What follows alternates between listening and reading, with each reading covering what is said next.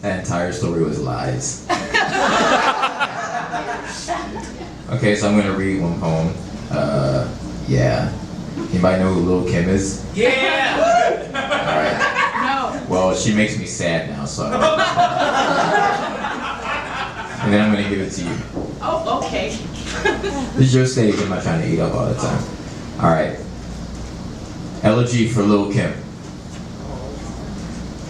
I imagine a scientist bent over a table clutching a magnifying glass, his student realizing the scientist is crying. When the student asks, the scientist lays down his instrument and says, I've never seen a queen bee eating itself. Lil Kim, when you burst onto the scene, dressed in little more than thong and swagger, I was too young to make sense of you. It was as if you had taken every element of what it meant to be hip-hop and hip-grounded through a shredder. It was as if you had woken up to a feminism delivered to you through the mania of dream. But not one dream, but a cycle, each one adding a new layer of brazen, a new rhyme scheme for conscious embellishment of sex, as if any rap battle you entered would naturally conclude in a jism. I do not claim to know you, just to acknowledge that when I grew older I wanted to understand the pulse beneath the brash and the grit behind the grind. I knew that on some level you were probably a nice girl. I don't know exactly when your body began to swell, to bloat and curdle, but I dare to think it was the aftermath of a heartbreak.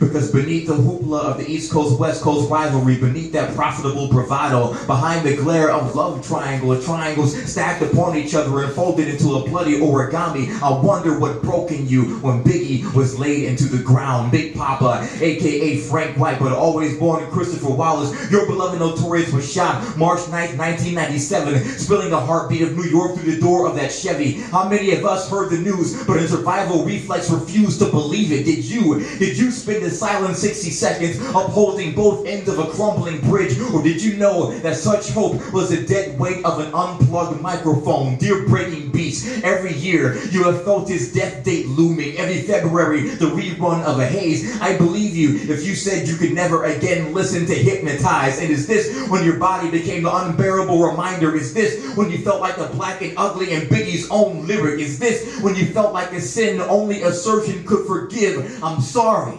If the music you loved was stronger than the community that dealt it, I'm sorry. Dear Kimberly Denise, dear blighted Brooklyn Aria, forgive the drama, forgive the bullets, forgive whatever you must. But I was not prepared for the hair streaking itself blonde, the skin begging to be anything but the color of earth. The earth your heart was buried in, the earth that inside of its layers no one knows is spinning like mad. I am not afraid of viewing the deceased body. I have seen the bloated face of Bruce Lee, the prune skin of Marilyn Monroe, Emmett Till, stubborn brown McKim. I am not ready to witness a corpse still running. I will not see you like this until you are lifeless, buried, cleansed by the maggots, until the light and shades of you are nothing but the bone of the spitting jaw, of the brazen middle finger forcing its way up, the stubborn, swerving hips grinding themselves into gone.